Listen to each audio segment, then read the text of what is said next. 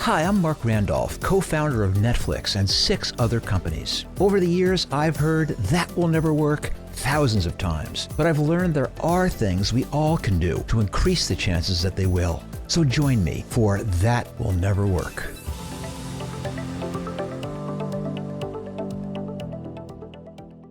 Hey everybody, and welcome to That Will Never Work.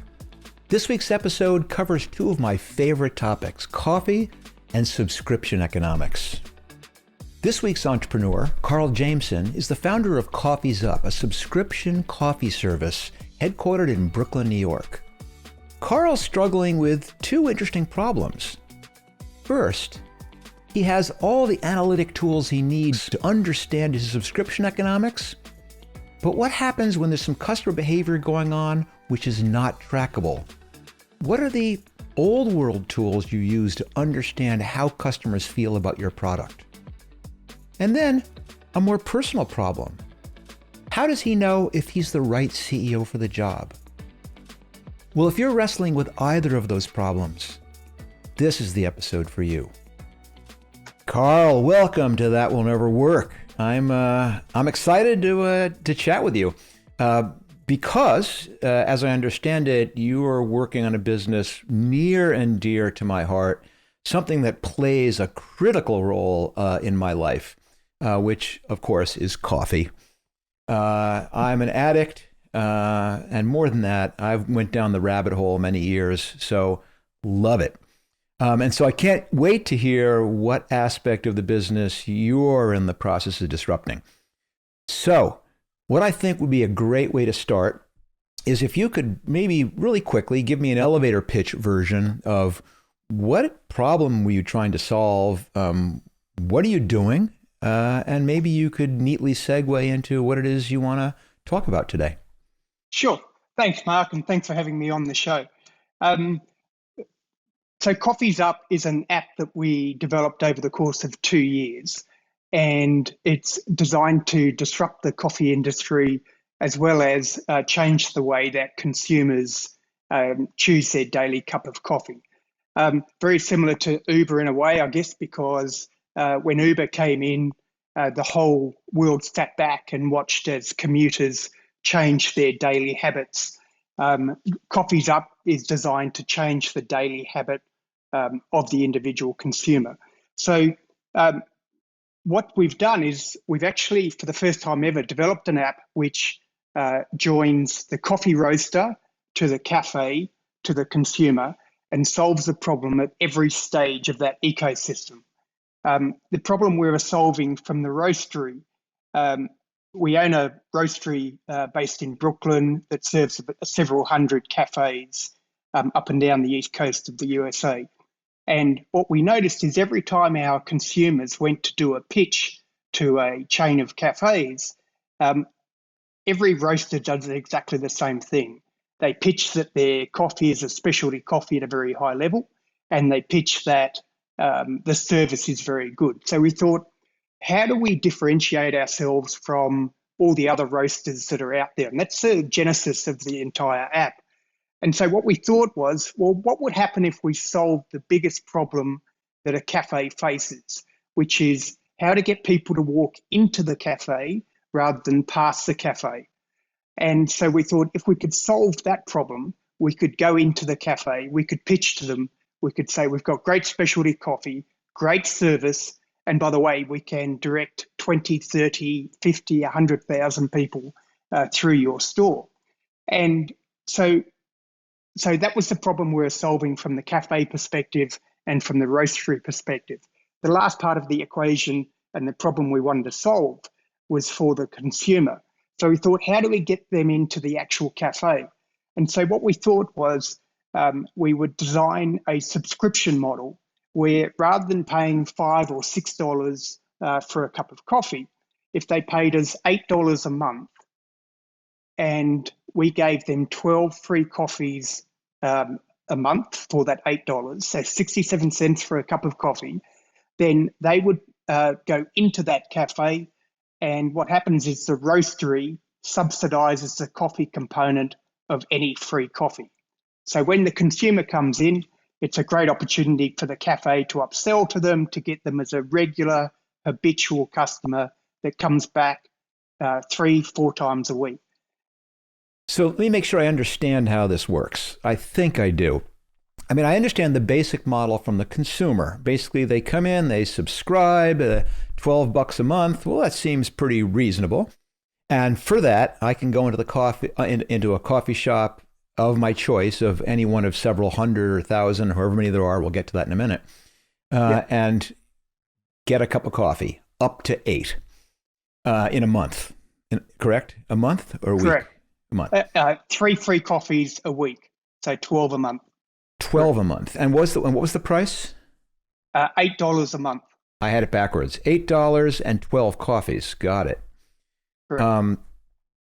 Now, help me understand the economics from the cafe perspective.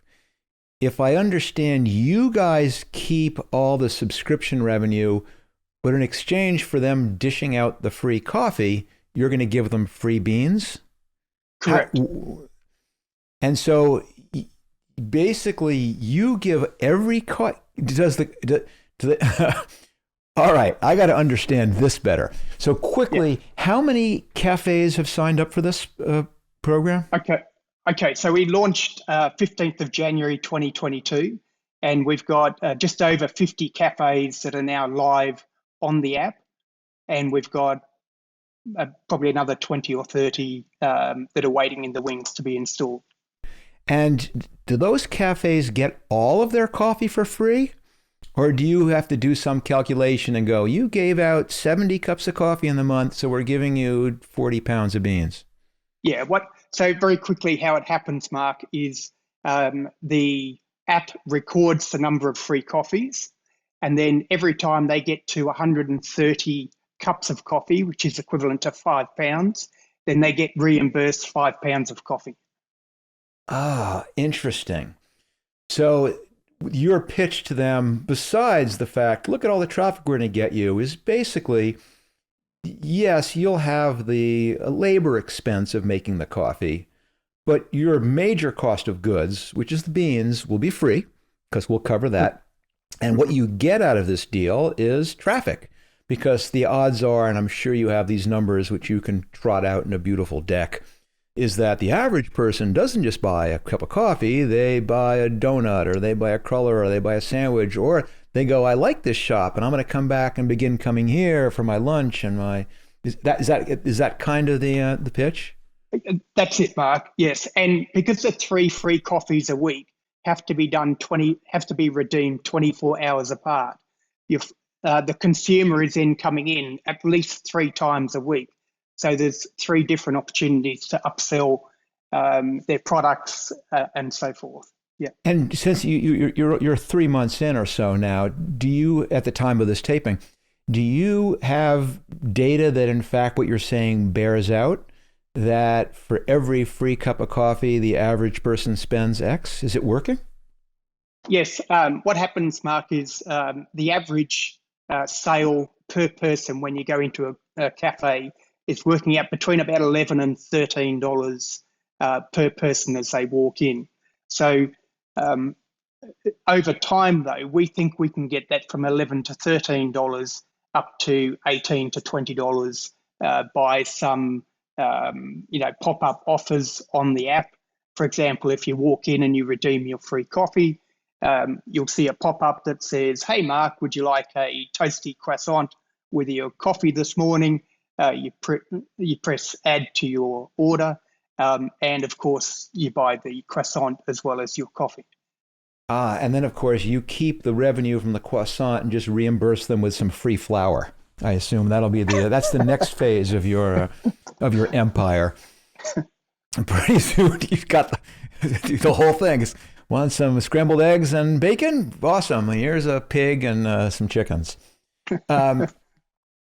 So this sounds really, really interesting.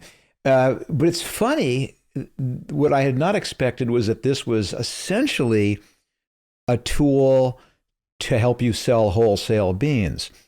As it's going, as it feels like it's starting to work, are you changing? Are you thinking, wow, maybe the tail wags the dog here? Maybe we are onto something bigger than beans? Yeah, I think what's happening is we started off with the manufacturing and roasting business, and now the software business, if I can call it that, for Coffees Up, is actually becoming not yet, but has certainly has the capacity to be bigger than what the manufacturing business is. And I should add, it's probably the last part of the equation for Coffees Up is the data component of all these consumers coming in and the benefits that we can offer to the independent cafes by understanding better the data, exactly the same way that Starbucks does it. So certainly really interesting. And what I would imagine you wrestle with, and tell me if this is correct or not, is that right now, in some ways, it's flipped around a little bit because now the limiting factor is in order for a cafe to participate in the subscription program, it has to choose your beans. And now it's before it was, how do I get them to choose my beans? I'll give them a subscription. And now it might even change over to, oh, they really love the idea of the subscription program, but I don't really want to buy your beans. I want to buy the beans that I've been using forever. Is there a way around that? Well, what we've got, Mark, is we've got two categories of cafes as such. We've got cafes that are existing wholesale customers of Abbotsford Road Coffee Specialists, the roastery, and we've got cafes that we know that we don't supply. And so currently, what happens is those non-wholesale supplied cafes get charged a fee to join the platform, and then we waive that fee if you're supplied beans through our roastery. But do you still keep the keep the subscription revenue Absolutely, if they're not getting free beans from you? absolutely, because it's all about driving the traffic I get it. through to that cafe. Yeah, That's even a better deal because that's essentially you're going to pay us to give away to help us enable you to give away free cups of coffee. Lots of directions we could go with this. So I'm going to bring up one more thing before we actually get to perhaps the topic you want to talk about it, because it's my show and I get to talk about the things I want to talk about. So I think this is a guy, Karl, he has a coffee roastery, bean roastery in Brooklyn, New York, one of the boroughs of Manhattan. He has this business serving cafes in New York City.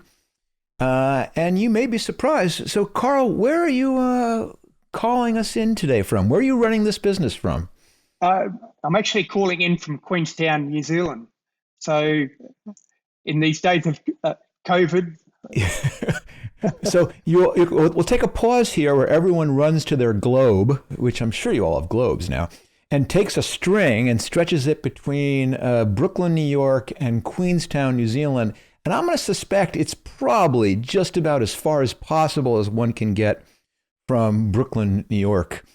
Are you in exile? Is this a permanent thing? Are you the poster child for remote working these days?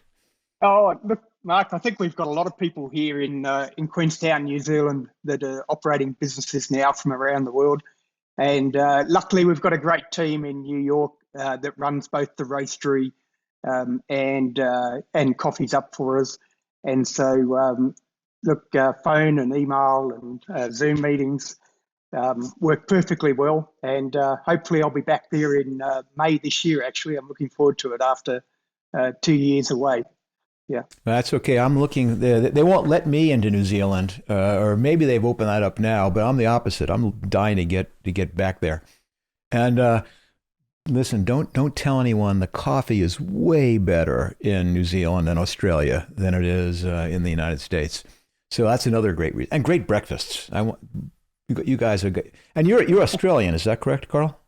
I was originally born in England, but I spent 40 years of my life in Australia before migrating to New Zealand. You don't know what you are anymore. Okay, I get the idea.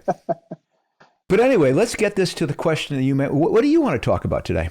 Okay, so Marc, we'd really like some advice on your experience with converting downloads to registered paying subscribers.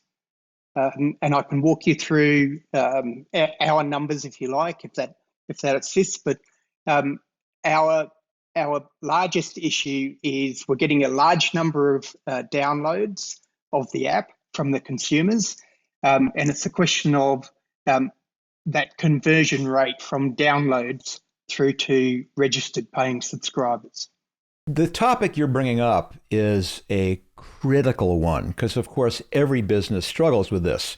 Is you have this classic funnel, as everyone talks about, where you have some mechanism you use to get people to hear about you, and they get this first exposure.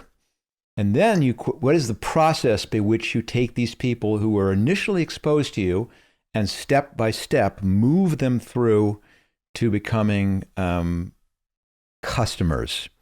Now, in a subscription business, and those of you who don't run subscription businesses, bear with me here, it's actually even a little more tricky because there's multiple stages to a subscription business. Because there is, first of all, there's the exposure, which is let's using a classic example. Either you download the app or you land at a website. Then the first, you have to go from there to, I want to try the service. But then you have something that happens usually 30 days later, or it could be a week later, it could be 8 coffees later, where then they have to convert. Which is they don't cancel. They stay as subscribers because the whole power of a subscription model, and I know you know these things, Karl, this is for benefit of people who don't necessarily run subscription businesses. But then you have the challenge where it's one thing to get someone to subscribe, but the power of a subscription model is the fact that once you have them, they keep paying month after month after month and using your service month after month after month. And that's a whole different challenge. So it sounds like the problem you're having, though, is getting from this exposure, which is the downloading the app, perhaps, to subscribing, which is starting, which is getting the first cup of coffee. Is that the gap you're seeing? Yes, you're exactly right, Mark. So just to give you some data to go with it, of course, we couldn't start chasing the subscribers until such time as we had 40 or 50 cafes already in existence. So just over the last 6 weeks, we've had about 5,000 downloads, and of those 5,000 downloads, 75% have opened the app, and then only 36% have registered. We've got a very low churn rate in terms of our registered paying subscribers falling off of about 6%, so it's fairly low. But where we're missing it is in the from a download perspective, 75% open the app and only 36% complete the registration process. What leads them to download the app? We've got a fairly extensive marketing campaign comprising social media, radio, and PR. And it's primarily through one of those 3 channels that they come to download the app. But do they come to a website first, or you just basically say download the app and get started? Primarily download the app and get started. Well, what's remarkable is that 25% of them download the app and don't even open it. Is that correct? That's exactly correct, Mark. And it just absolutely staggers belief as to why you would download an app if you're not going to open it up and at least trial it. So I actually do have some thoughts here. This problem, which is that, and I'll call it attraction, there's a lot of different names for it, but for these 3 different stages, which is coming to the landing page, then converting to starting a subscription, and then basically sticking with it, is incredibly complicated and a million moving parts. And it's one of the parts of your business, of anyone's business, which almost will never suffer from over attention. I so distinctly remember at the very, very beginning at Netflix how much time and attention we lavished on that whole process. And in our case, there was no web apps back then. And there was no apps back then. You were doing this on a website. But largely you'd say, okay, when you get someone to come to your website, and what does it say when they arrive? And there's infinite things you can say. You can talk about the price. You can talk about the selection. You can talk about the benefits. There's a million different ways to represent that. You can say, click here. You can say, big click here. You can have a million different interactions. And the experimentation that went into what do you have to say on that page to get someone to click, start, or sign me up, or whatever the experiment with that language too. Yeah. You can't believe it.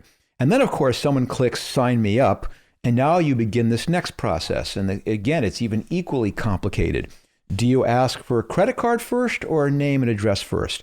Do you ask for email or address? Do you do it in 4 pages or 2 pages or 1 page?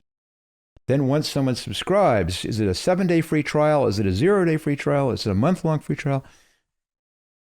Forever. And the only thing that I'm perhaps more fascinated with than coffee is the subscription business. So I'm going to have to go and maybe tie myself to the chair here so that I don't go down this rabbit hole of geeking out on the subscription data with you. But I will say a couple things. Number one is those numbers you're talking about exceptionally sensitive to even the most ridiculous things. So I hope you have set it up so that you can try a million different ways of what it looks like when someone launches, what the app looks like, or what the description is on the download page. It's kind of mystery to me to download it and not open it, but there's something going on. But we'll talk about that in a minute. But the other piece is the fact that you said it's 36% of the 5,000 downloads or 36% of the 75% who open it? No, 36% of the 5,000 plus downloads are registering and becoming registered paying subscribers or doing a trial. And how many take at least 1 cup of coffee? All of them? I don't have those statistics just handy, Mark, but a significant percentage of that 36%, yes. Okay. So the point is all these things is hugely sensitive to the things you have very, very little intuitive sense over, that you have to begin experimenting about all these different possible dynamics. And let's break it into 2 pieces. Let's talk about this mystery. This, why on earth would 25% of the people who download it? I will ask before I suggest it, have you done follow home stuff? Have you watched people do this in the wild? I mean, that's kind of hard from New Zealand. Have you had someone else do this? In terms of download it but not open the app? Yes. Well, here's what, okay, I'm sorry for the leading question. I'll answer my own question. And I'll use an example. At Netflix, we had a gentleman named Joel Meyer, still a good friend of mine. He ran our analytics back then. And what Joel would do is he would go sometimes to hang out at a consumer electronics store where they were selling DVD players. And at the time, almost all the DVD players came with a coupon that got you 3 free DVD rentals. And although this sounds very creepy, it actually worked. He would actually watch someone buy one and go up to them and go, would you mind if I came home with you? Because I want to sit with you and watch you redeem the coupon. And astoundingly, people would say, yeah, sure. And he'd go home with someone and they'd go in their office and he'd watch them pull the coupon out. He'd look at what they look at. He'd watch them sit down and watch them go through the process of signing up for a Netflix subscription and redeeming their coupon. And it was so revelatory about what people thought and how different it was than what we expected. I mean, it's that classic thing where you're watching someone and they're stuck, and you're going, what's the problem? And they go, well, it says hit any key, and there is no any key. And you go, oh. So the thing is, it might be really interesting for you to go to a coffee shop where there's a point of sale display, which I assume you have, Yes. that says sign up for your free subscription, download the app, and have someone sit in that coffee shop for 8 hours a day for a week. And when they see someone look over at it and obviously engage with it, go, would you just mind if I watched you go through the process? And talk to me out loud about what you're seeing and what you're thinking. Right. And I would be extremely surprised. I mean, to start, someone who does that is going to download it and then they're going to launch the app. So you're not going to find someone necessarily in the wild who does it, but you're going to hear the thing that they're bumping into. You're going to listen for, oh, that's not what I thought. Or, oh, I didn't realize I had to give my credit card. Oh, I didn't realize. Or, oh, I don't have this. Or you're going to hear the oh, and that's what you're going to listen for. And you may not know that that's the reason, because again, the people who are being watched are going to complete. It's quantum physics here. Your behavior changes the behavior. Your watching changes the behavior of the things you're watching. But you're listening for those 3 or 4 or 5 O's, and you're going to come back and go, wow, a lot of people reacted this way when they saw the app, when it finally came up on their screen, or something. And then you're going to go, I wonder if I can change that. I'm going to change what it says in the sign. I'm going to make something clear. And what might happen is you might go if your average return was 1,000, it might, of which 75% opened it, so 750 out of 1,000, it might drop to 900, of which 850 opened, which is a more positive number, by clearing up the misunderstanding. In other words, you're talking about a behavior which is going to be undetectable. The beautiful thing about the internet and about doing business that way is how incredibly metrics driven it can be. But you're talking about a behavior which is untrackable because it doesn't happen. By definition, it's not happening. They're not doing anything that allows you to track it. So the only way to figure that out is to, in my opinion, watch. And there's other ways to do it, which you can enlist people, cold online and say, will you do this and tell us what happened? We're going to do a Survey Monkey, whatever the company's now called. But watching it is an incredibly powerful way. Wonderful. The other thing I would try, and we didn't even talk about this piece of it, but your next level down, which is those numbers, tisk, you should have those completely on the top of your head, because that is I know that you're into quality of the beans and all that stuff, but man, it's going to live or die on simple things like what the terms are of your first month. Or is it a first month? Or is it a first week? Or is it a first cup? Is the first cup free? Is the first week free? Etc. The other huge metric here is, okay, you have 5,000 downloads, 75% open the app. What's the behavior now? How many of them complete, and where do they fall off? What would happen if you captured the email and then in the next screen asked for the credit card versus credit card? And then what happens there's all these different mechanisms. And then the fundamental thing to look for is what percentage of the people take more than 1 cup of coffee? And what can you do to begin to affect that behavior? Because, okay, I can't help it. I'm untying myself, and I'm going to go a little bit down the rabbit hole. Subscription businesses have 2 distinct phases, and I'm going to go back to a methodology which you will understand, and you hinted at your age by the fact that you spent 40 years in Australia, so you're at least 41. But you're old enough to remember these things called magazines, And I cut my teeth on doing magazine subscription. I found two of the companies I founded were magazines. And so I knew magazine circulation. And there's this dynamic where someone comes to the page and they hear about this awesome magazine and they subscribe. And you go, that's a great number. But the big number is how many of them renew, which is at the end of the year, how many say I'm going to keep going it. And the usual magazine drop off is only half renew. Wow. And then you say, what happens in year 3? Well, that number is usually 90% of year 2.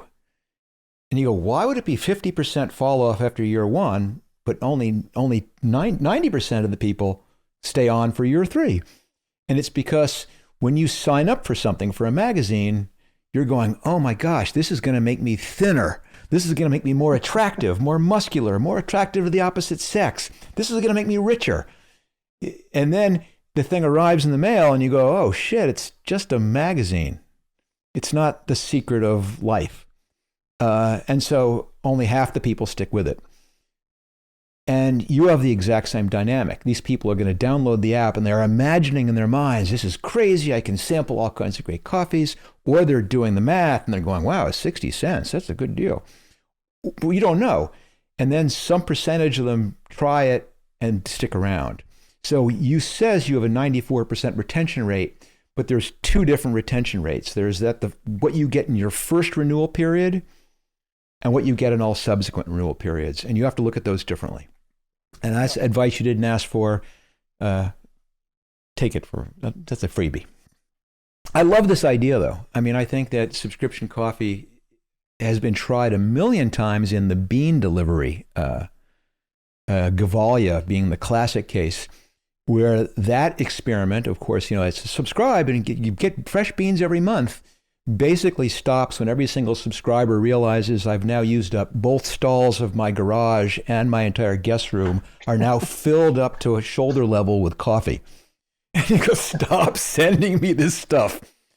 Yeah. But what yours is different is it's going to be the opposite. It's going to be like Netflix was, where people do the math and go, wow, if only I have 12 cups of coffee. And then quickly they realize that isn't what's important. What's important is the convenience. This is just easy. And it changes the whole relationship with the store and with you. So it's cool. Well, I rambled on here, and maybe because I've had too much coffee.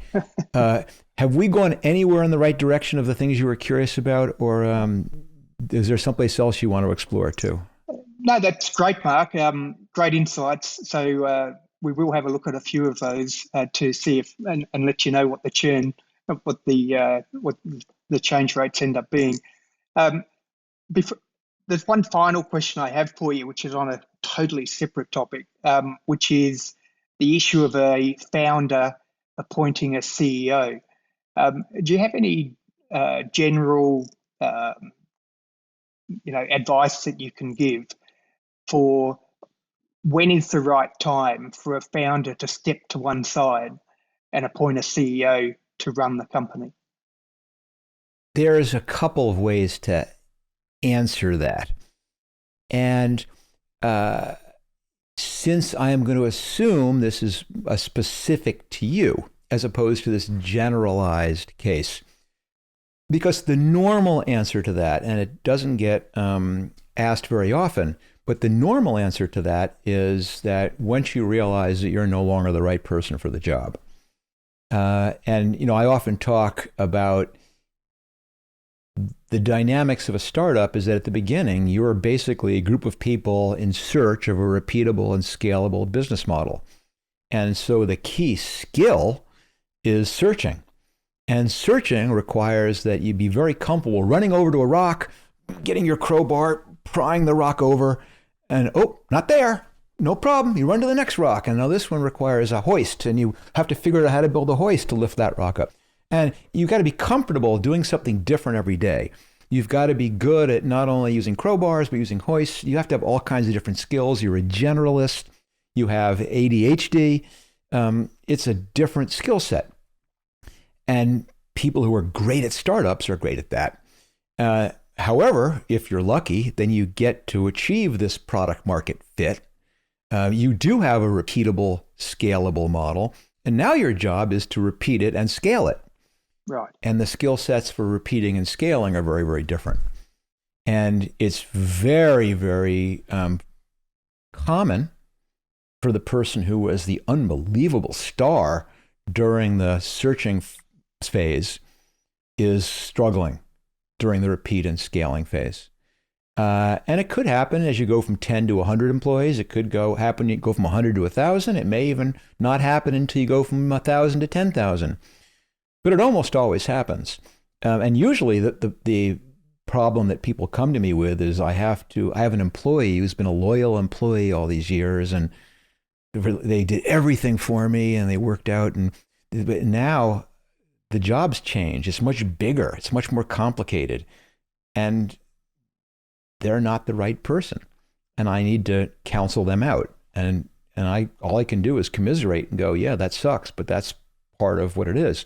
But the thing you're bringing up is, well, sometimes the person who needs to be counseled out is you, that you're the person who no longer scales with the company.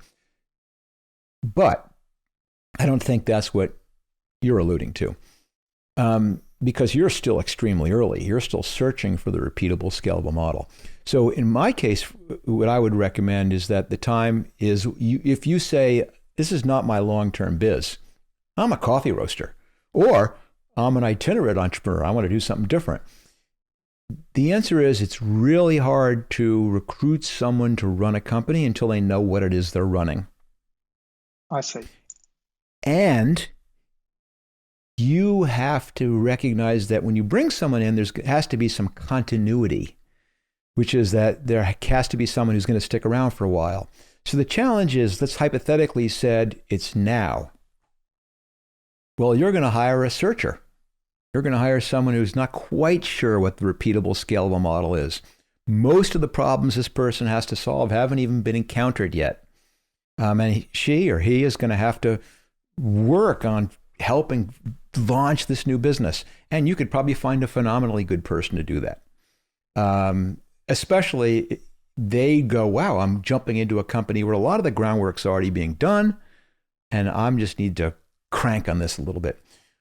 Or you might go, no, I'm going to wait because we're going to hit this repeatable, scalable model. I can feel it. And then once you do, now the nature's changing.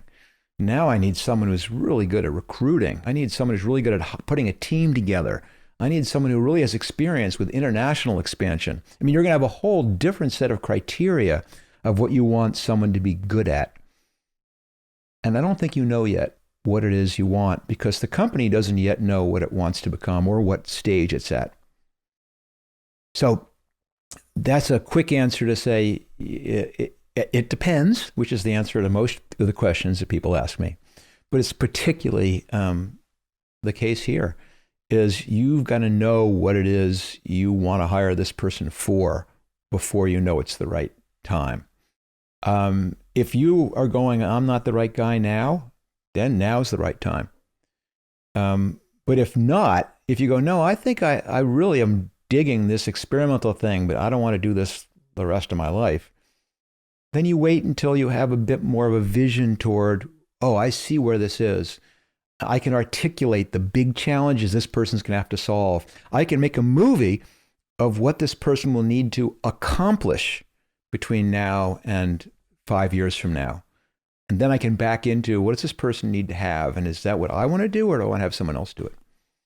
And so, Mark, can I ask a question then? If your break even is at 5,000 consumers, is that at that stage, is that a circumstance where you may perhaps look at it and go, we now have a repeatable, scalable model that consideration to a CEO?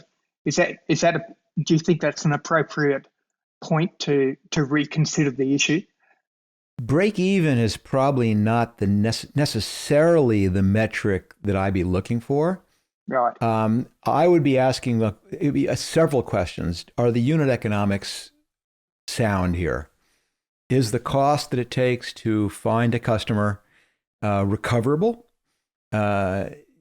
Is this something which, as it grows, the numbers get better rather than worse? Have I really figured out the right combination of product and services that match the price? I mean, there's a lot of ingredients. I've often said that this product market fit that we're talking about is like that famous definition of pornography, which is it's really hard to define, but you know it when you see it. And that's the exact same as product market fit or repeatable, scalable model. So the answer is you might have it now. I doubt it.